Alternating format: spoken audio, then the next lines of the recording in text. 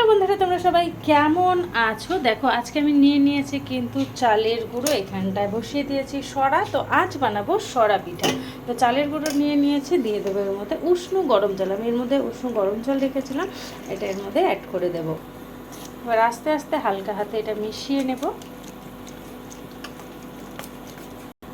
দিয়ে দেবো সামান্য লবণ। সরা পিঠার ব্যাটারটা কিন্তু বানানো হয়ে গেছে। দেখো আমি এরকম থিকনেস করেছি, এবং তোমাদের পরিমাণ মতো জল লবণ কিন্তু দিতে পারো। এদিকে কিন্তু আমার সরাটাও গরম হয়ে গেছে। এবার দেখো বেগুনের একটা ছোট্ট বোটা নিয়ে নিয়েছি, এর সাহায্যে পুরো সরাতে কিন্তু তেল লাগিয়ে নেব।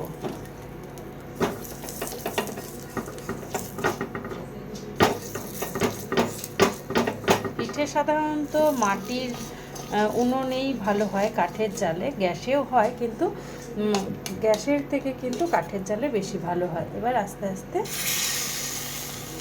দিয়ে দেব আমি সরাই।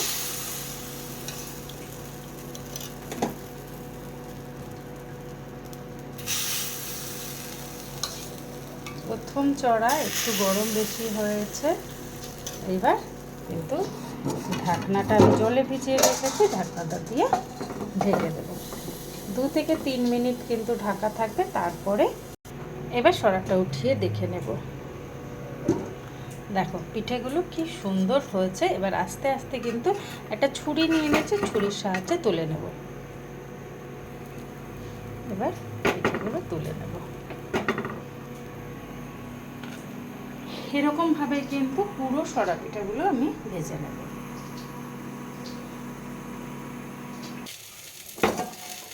আমরা কিন্তু সবাই কারো না কারো থেকে কিছু না কিছু শিখে থাকি।